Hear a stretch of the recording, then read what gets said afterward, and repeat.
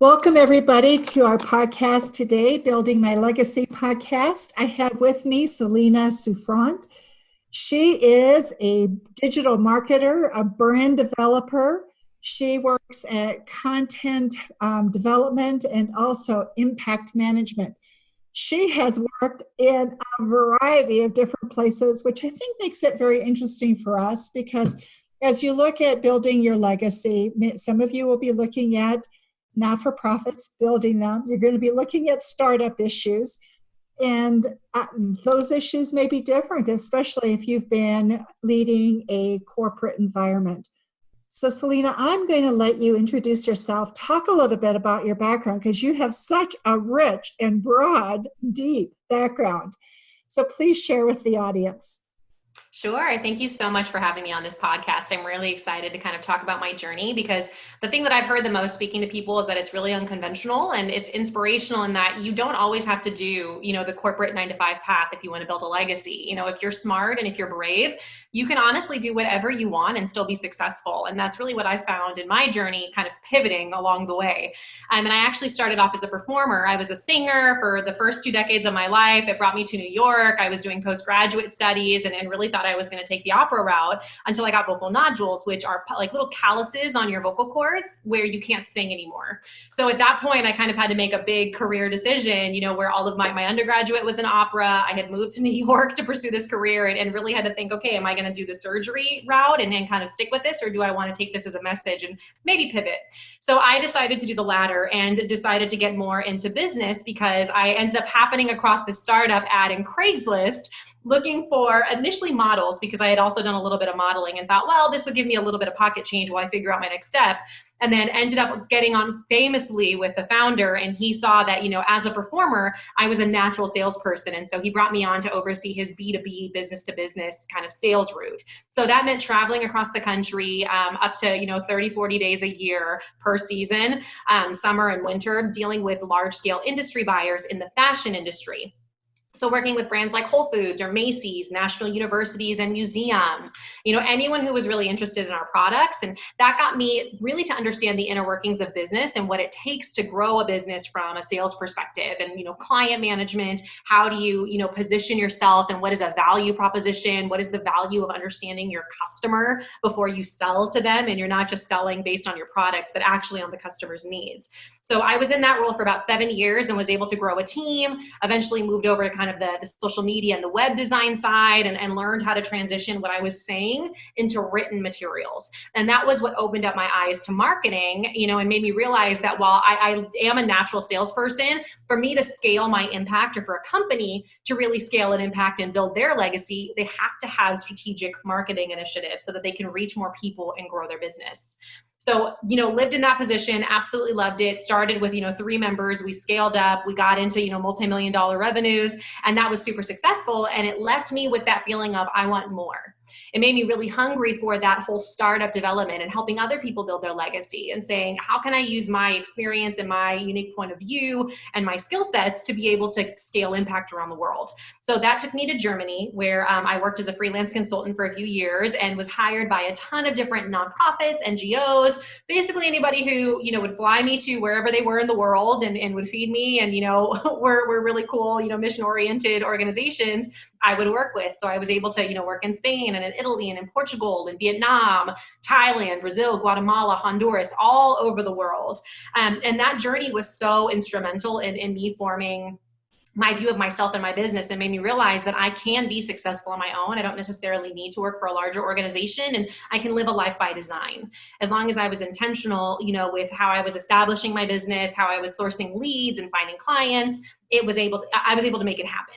So I did that for a few years and then got to a point where I wanted to go back to school and get my MBA because I kind of felt like I was at a cross points where I either could stay where I was going, or if I wanted to, again, kind of level up and take that next step in my career, I needed to get a little bit more institutional knowledge. So I moved back to California, where I live right now, and I got my MBA program, and ended up transitioning to a career in corporate tech, where previously worked at Google. Now I'm at Facebook, in a consulting capacity, and just working with the marketing teams to help them, really scale out their impact across a bunch of different verticals.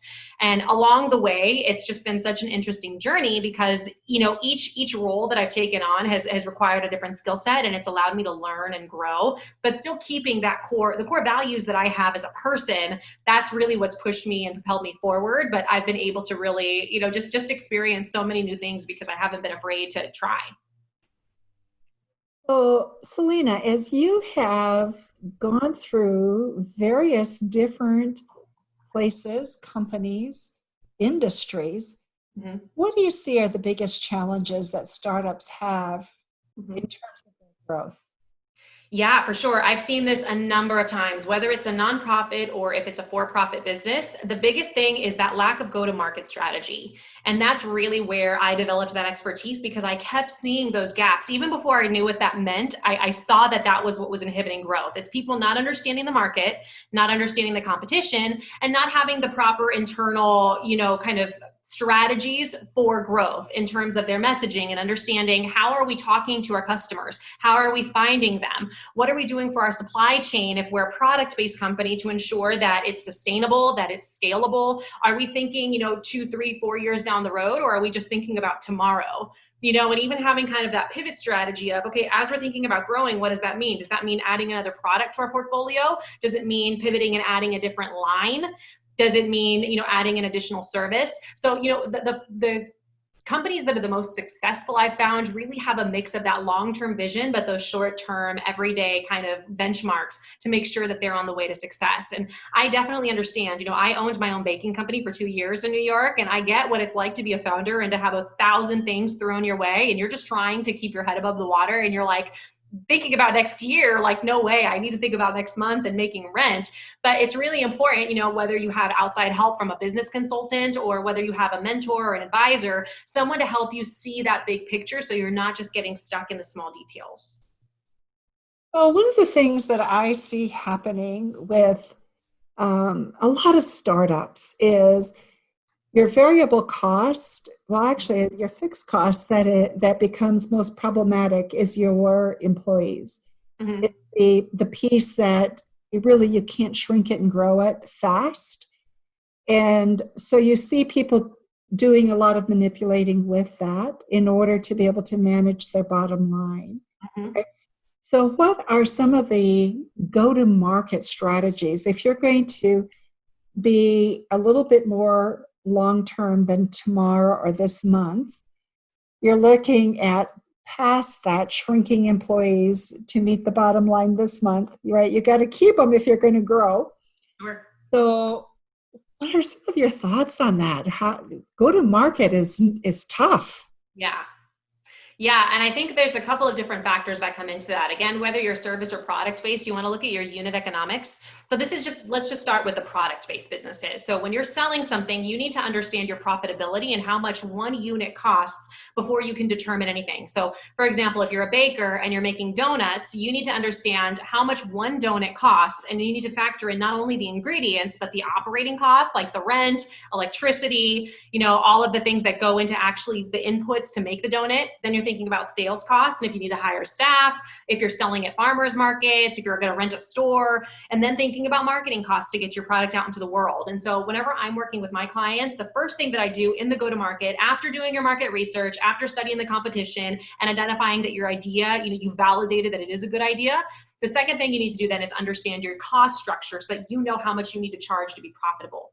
So that I think is a key component that people, before you think about hiring or scaling, you need to understand exactly what you're working with. And then you can kind of plan out a financial kind of analysis, right? And say, okay, if I sell X amount of products, I can break even in X months or X years. And I found that normally it takes, many companies aren't profitable right away, but the ones that do get profitable, it usually takes them about 5 to 6 months to really kind of get that stride. And that's if they're doing all of the marketing and sales material or activities at the same time. So it's kind of understanding that balance of what is your bottom line going to cost you, whether you're a nonprofit or a for-profit, right? Then on top of that, you want to think about, okay, well, what are my most important activities? Because a lot of founders are actually spending the majority of their time on activities that aren't generating revenue. So that's where you need to think about if you're thinking about HR or you're thinking about legal things or a number of different tasks that can fall on your shoulders. You have to think about, can I outsource those and focus more on, the revenue generating, or is your strategy going to be, I know what I'm stronger at? Because there's a lot of founders that might have a passion. If you're a baker, but you don't know anything about business, then, you have to kind of think about, well, what am I going to spend my time on, right? Or if you're in an IT field and you really understand the technology, but you don't know anything about marketing, you have to really understand kind of what are your strengths and weaknesses internally. And then you can start thinking about your hiring strategy. And again, depending on, your profitability and the money that you've saved, or if you've gone through a couple of seed rounds and have money at your disposal, first thing to think about hiring is, can I do an intern first? Because if it's like social media, you can outsource that to an intern and maybe turn it into an internship program with an MBA program or a college. It doesn't have to be someone who's low skill. Then the next step is going to, a consulting or a Fiverr or an Upwork, where you have like a short-term person where you can try it out and see what's the ROI or the return on impact of my investment. Am I actually generating more sales as a result of this hire? So I always recommend going those two routes first before you're thinking about a full-time employee, unless you're fortunate to have a lot of seed money where you can actually afford to bring someone on full-time. That is such great advice. And I think many times we err on the side of moving too fast, too aggressively. Mm-hmm. Partly because we're afraid of burning out, partly because we're not sure, partly because people tell us that that's what we should do, or we think that that's what will make us successful. Mm-hmm. So the biggest challenges in terms of what do you see as the difference between not-for-profit versus for-profit as a startup? Because many things are similar, but what's different? Yeah, I would say the biggest thing is what are you ultimately responsible for? So as a for-profit entity, you're responsible for making money. Even if you're socially oriented, like your bottom line is always going to be what drives your business. That's the reason that you're building this business. And there are things that you can do. Again, if you're a socially kind of oriented person, you can get a B Corp certification. You could do fair trade or direct trade if you're product based, right? There are different things that you can do to show your commitment to sustainability. But again, the bottom line is the bottom line. When you're a nonprofit, then your responsibility is to your stakeholders or the beneficiaries of whatever activity you're performing. So it doesn't matter. You need to be profitable in that you need to be able to survive. You can't help them if you're not running. But ultimately, it doesn't matter how much of a profit you make, because you need to make sure that you're delivering impact. If you're a nonprofit who's promising to bring safe water to villages all over the world, but you're not doing that, then at that point, you're going to have a lot of issues and you're going to have to report to your board of directors. I think that's another big difference. As a startup, you can just start up your business by yourself and form an LLC and you're good to go. But if you want to form a nonprofit, you actually have to have a board of directors to be able to move forward. And they're going to be tracking your inputs and your outputs and ultimately what you're doing as a result of, the money that you're raising. So I would say, first of all, that's the biggest difference. I think the second thing is, again, it's still that same, doing that market research and understanding, if I'm a nonprofit, are there other nonprofits promising the same thing that I'm doing? Well, then what's my unique selling proposition? What makes my nonprofit different that's going to make donors want to give to me? So either way, it's understanding, your market research and understanding how you're selling yourself as a brand. And I think that that's a commonality across all of my clients, whether they're nonprofits or startups. It's understanding, how are you telling that story? What branding elements are you using to communicate that across all of your channels, and are they consistent? So I would say that those are probably the two biggest things that, regardless of your model, you need to, really make sure that you have a solid hold on before you're able to actually scale efficiently. So, Celina, what do you see as the biggest needs of startup companies? What do they need most in terms of perspective or growth or their future? Yeah, I think it depends on the founders, because again, depending on your founder skill sets or your founding team skill sets, that's what's going to change. So I've worked with companies who, they're a marketing team, but they don't know how to sell, or they don't know how to build the technology. Or I've worked with founders who, are really socially oriented, and maybe they come from a community and they're starting a nonprofit, but they have no business acumen. So again, the first, I don't think there's a blanket response. I think it comes down to the individual and understanding where they're at and looking at what are their skills and then where are the gaps. And that's kind of where we tend to lean in more in my kind of coaching or consulting methodology. But as a whole, again, I think it's really just overwhelm of understanding business as a whole, because most people that start businesses, they don't, if you have your MBA, you're normally going into corporate America for an executive level leader. You're not starting up a business. So there's a lot of people who aren't going in there because they want to start a business. They're doing it because they have a passion or because they see that there's a problem that needs to be solved. And they're going in kind of blindfolded, right? And not knowing anything. So it's really just kind of ramping up their learning and trying to understand all of the things that it takes to build a business, right? Because there's your financial, there's your legal structure, there's your marketing, there's your sales, there's your HR. There's so many things that you need to understand, and nobody has all of that together. So it's really just figuring out where they're at in that learning journey and trying to give them the information they need to make the best informed decision. So you have an incredibly wide background, Mm-hmm. and you've worked in a lot of different fields. So for you, well, who's your ideal client? What makes you wake up just passionate and excited to go to work? Yeah, I mean, I think for me, it's people that are like me. I think that a lot of humans, Okay. and just as humanity, we love seeing ourselves reflected, in other people. And so for me, when I see, when I started, I was more of a consultant. I was working with, nonprofits and startups who are already established, helping them solve a specific problem, whether that was creating an impact measuring framework, their social media strategy, creating content for them. And I still love to do that. But as I've gotten older and now that I'm kind of more established, I'm transitioning more into the coaching realm. And I love working one-to-one with entrepreneurs and kind of helping them figure out how to grow their business from a holistic perspective and kind of helping the person instead of solving one aspect of the business. And I think that I had to go through that journey and understand, from all of the different aspects, how do you actually solve those problems, so that now I can take a step back and have it be kind of like a wider framework and saying, okay, like working on your entrepreneurial journey, where are you at right now? What are the questions that you have? These are the things that I've seen work in the past. Go do it yourself, then come back and let's talk about it instead of me actually doing it. So as you as you work with people in that capacity coaching, um, there's so much variety, right? And so what do you think are some of the keys to success for a leader as they move into this startup role, no Mm-hmm. matter whether they're in the for-profit, not-for-profit sector?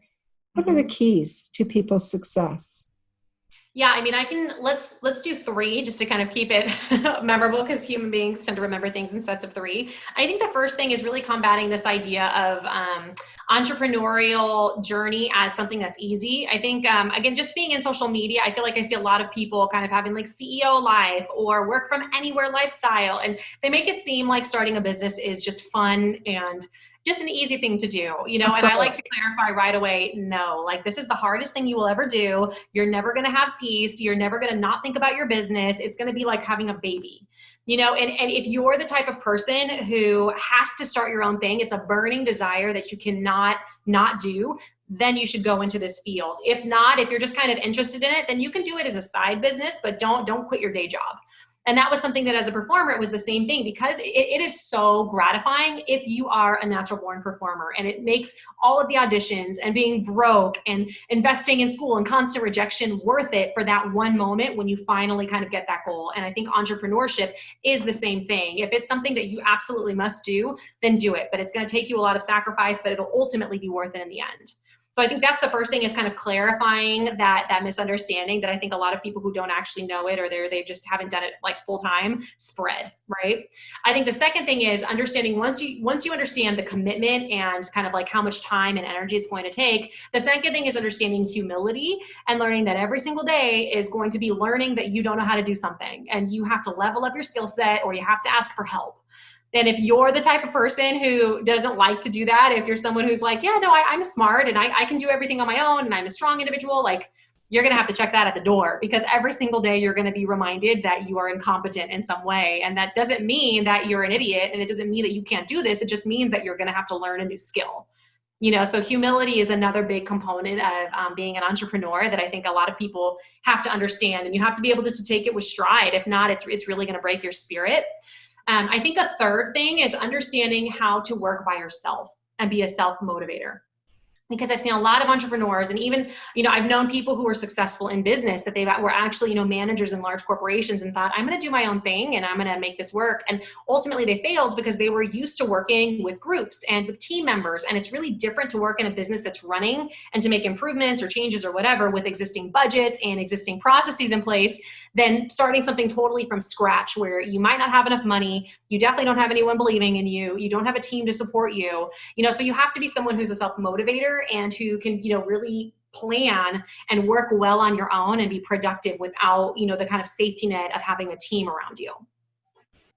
It's interesting that you say that, because I was just talking with a gentleman, Alex Sharfin, who has, he's done a lot of work with turnarounds in companies. And one of the things that he talks about is he breaks companies into different categories and levels.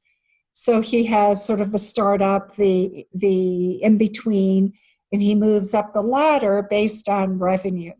The interesting thing is he puts the entrepreneur at the very top of the food chain, because he says you have to learn all these other skills to really be successful at that level. 100%. Yeah. And we tend to think of it as the opposite, where the entrepreneur is at the bottom and the rest are at the top. And I thought, that's a fascinating way to look at it, because suddenly it shifts what you feel that you're really responsible for. One of the things that you talked about is impact measurement. When you think about that and talk about that, what goes into that for you, and how do you approach that with companies? Because everybody wants impact. What does that mean? Totally. So for me, impact, it can be a blanket term for sure for a lot of companies, but the ones that are truly impact driven, I think it comes into the core of their missions and values as an organization. And that's going to change based on, who they are. Some people really care about social impact. I spent a lot of time in my career working with fair trade coffee companies who really cared about their producers at the supply chain level. And so they invested in fair trade premium prices and fair trade, processes and projects to make sure that their workers were treated fairly. Then there's people who care more about environmental sustainability. So they're thinking about the inputs into the environment. I worked with a moringa company. It's a superfood, and they want to make sure that they have the best quality sourcing. And so they're investing in, organic agricultural practices and, vertical farms and all of these different things to make sure that the impact that they're leaving is better than, what they started with. Then you have different people as well who are looking at other types of conditions. It could be worker healthcare, or it could be worker safety. It can be female empowerment. There's so many different things. I think it just depends ultimately on what your impact thesis is. So instead of just kind of putting it on top as like a marketing tactic to be able to get people to buy your products, because consumers are increasingly more aware and there's ever more transparency every single day. And so they see through you if you're a company who really doesn't care and you're just trying to, charge more for a product or make a dollar. So I think it's really important that when you're doing your company strategy and building out your business, even if it's not in the beginning, maybe it's, you're 5 years in and you're like, oh, you know what? I think I need to kind of re-up my processes and we need to make this a focus on sustainability. Like, that's okay. But you just have to incorporate it into everything you're doing. And so again, you start with, well, what are the metrics that matter? What's going to show that we're actually moving the needle within our company? So again, that could be, if you are, again, fair trade coffee, it could be how much money is going to the farmers per pound sold. And you could be really open in that. Maybe you have an impact report that talks about how much more you're paying to your farmers. It could also be how much are they saving as a whole as a result of working with you? Were they able, I've seen, companies whose farmers have been able to build community centers or send their kids to college, or they pay for a doctor to be on site so that they have better health care, So it's measuring all those things. And normally when I work with companies as an impact consultant, I'll create a framework based on a couple of different things. There's something called the United Nations Sustainable Development Goals. Those have been very trendy, the UN SDGs in the impact measurement field. There's also something called the IRIS Impact Metrics, which is a whole metric framework that has hundreds and hundreds of different KPIs or key performance indicators that you can measure. And they give you kind of a starting point, and you can measure, every 6 months and kind of track over time how your impact is trending. So you can show, this is kind of what we did and this is the result that we've driven. Are you planting trees? Are you sending kids to school? Are you putting money towards, nonprofit organizations? It's just making a choice, about what you're going to measure, and then strategically measuring it over time, and then communicating that to your stakeholders. It can be in an email, it can be in a PDF that you post on your website. There's a lot of different ways that you can do that. One of my favorite projects as a consultant was I got flown to Thailand to do an impact report for a clothing company that had been fair trade. They'd been around for about 10 years, and they wanted me to interview all of their artisans to try to really triangulate what the impact had been of their business in these people's lives over a decade. So it was a mix of qualitative data, asking open-ended questions kind of about how you feel about the company, what has changed for you, what do you have access to now that you didn't in the past, et cetera. And then quantitative data, looking at the percentage, of artisans who have a home, who are able to, have a savings, who might have a car, and looking at those inputs 10 years ago, what they did and didn't have. And even looking at how many more artisan groups are employed now, because in the beginning, they were only employing one, and now they've got over 50. So when you quantify the amount of money that's going back to local communities, you can easily say, this is the impact that we generated with our purchases. We could not have done it without you, the consumers, buying. Thank you so much for being a valued partner in this impact journey. Wow, that's amazing. I think there's so many people who want to have an impact. They don't measure it, unfortunately. They speak about it, but it doesn't have the same value, does it, as when it's actually measured and reported. Mm-hmm. So when where down the process does somebody begin to think about and talk about impact measurement? Is that when you're at about what size? Or is it the shareholders in a not-for-profit that drives you? Is it in beauty and fashion, there has been so much with, is it, in a sense, slave labor, people who have been sold into manufacturing production. Mm-hmm. So, when is it that you begin to look at that and start to measure it? Yeah. And so my theory is it's never too early. Again, it depends on what type of company you're building. And, nonprofits are not the only entities that are profit, are impact driven. Like I said, there's something called a B corporation where they're measuring your environmental impact, your social impact, but they're also looking at the impact within your organization. So if you're a late stage, bigger company and you're like, oops, I'm a little late to the impact bandwagon, and maybe I'm service oriented, maybe they're not actually selling products, they're like, but I still want to showcase to the world that I care about impact. You can get certified with B Corp, and you have a third-party auditor come in, and they take basically a measurement of how good or bad your impact is, and they post it on their website, so it's public knowledge. In companies like Patagonia or Ben and Jerry's, I've seen law firms do it. So that's one way that you can do that. And even if it's later on, it's never too late and it's never too early. I think it just depends on you and what you care about as a company. But again, for me, the companies that I've worked with have all been mission-driven from the beginning. So that's why I'm saying they're either they want to do fair trade, whether that's in clothing, whether that is in their sourcing of their materials for beauty, like you said, or if they're a food company, they can do organic certification. You can do no GMOs.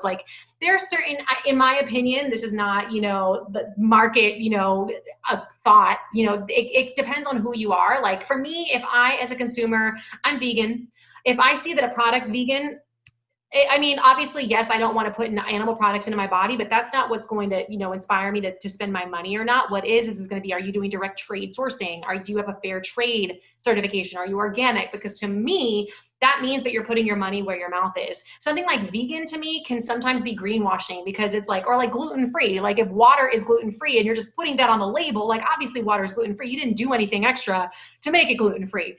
So that's what I'm saying. Consumers understand when you as a company are just trying to sell something, or if you actually care. So that's why, again, it's, starting from day one, you can focus on your impact. And again, if you're a company who's been around for 5 years and you haven't up until now, but now you want to, then again, figure out what is your value proposition, what is your company motto, and what is going to fit into that. Don't try to artificially put something on just to be trendy. Actually look at your company values, because your consumers are buying your products because of those values. So your impact has to align directly with them, or they're going to sense that you're, full of it. I think so much of what we're seeing is people are getting smart, and the way we advertise, people used to just kind of, you could say almost anything and people would believe it and they'd buy. Today, people are skeptical and cynical, and they go, "Oh, really?" And so to put something out there in a large way without having any proof really will do more harm than probably good, because it puts you into an unbelievable category. 100%. And that's why I am a big advocate of third-party advocators, or third-party parties, essentially, and auditors who are actually coming in. So that's where, again, my background was in fair trade coffee. So for me, I'm a big advocate of fair trade certification, because I've seen directly the organization, that nonprofit, their approach to certification and how strenuous they are. But then I've also seen in the field how coffee producers are immediately and directly impacted because of fair trade. So when I see people like Starbucks who have their cafe practices and they're saying, yeah, they're sustainable, but we're doing it on our own, I don't buy it. I think it's great that, yeah, you can show me an impact report of the things that you're doing, but for me, I need that third party, because again, it's like if I went to an employer and said, I'm homeschooled, but I taught myself an MBA, you can trust me, an employer is not going to buy that. They're like, well, no, I need to see a school certification, and I think that that's the same thing here. And again, Starbucks is so big and they are generating a positive impact. Don't get me wrong. I'm not trying to knock the company. I'm just saying that not a lot of companies can do that and get away with it. There's a danger if you try to just auto certify or tell people to believe you just because you're doing it. I think it's better to invest some money to have a third party do it, whatever that certification is, whether it's B Corp, organic, fair trade, direct trade, whatever, have them come in and say something on your behalf. And that is what's going to generate that trust and ultimately those dollars from your consumers. You know what, Celina, our time has gone so fast. Before we do close, I want to give you an opportunity to just share last thoughts that you have that you think are really important for our audience to know or to hear. Yeah, thank you. I know this has flown by as well. It's been such a great conversation. I love talking about growth and the whole topic of building your legacy, I think, is so important, because so many people are afraid to build their legacy, or they think that they have to do it following a certain route. And I think that now more than ever with, social media and with a phone that is literally the world in your hand, you have so many opportunities to build your legacy however you want that to look like. I think it comes down to getting the education to be able to do that and having that belief in yourself, and even getting someone like a coach to support you. So I would just say, if you have more questions, if you want to continue the conversation, I've actually created different digital courses that will teach you either how to build a business, how to build a brand, how to market your impact. All of those are on my website that I'm hoping we can maybe link in the show notes here. Then I also provide coaching. So if you want to have more conversations or you need more help and guidance about how to, measure your impact or how to grow your business, I love talking to people and I would love to enter into a conversation with you. Perfect. So if you send us those links, we will make sure that they're in the show notes for you and for our audience, because I think more and more this is going to be one of the measurements. We've always looked at ROI, but we're also looking now more into social responsibility index as well. Yes. And if you don't have that, it does really impact your competitive edge. And I think more so as we keep moving ahead. So, Celina, thank you so much for your time and for your thoughts. And thank you all for listening to Building My Legacy podcast today. Thank you for watching my video. Don't forget to like, subscribe, and click the bell button above. Leave comments. We'd love to hear what you think. And visit our other social media links as well. Thanks much.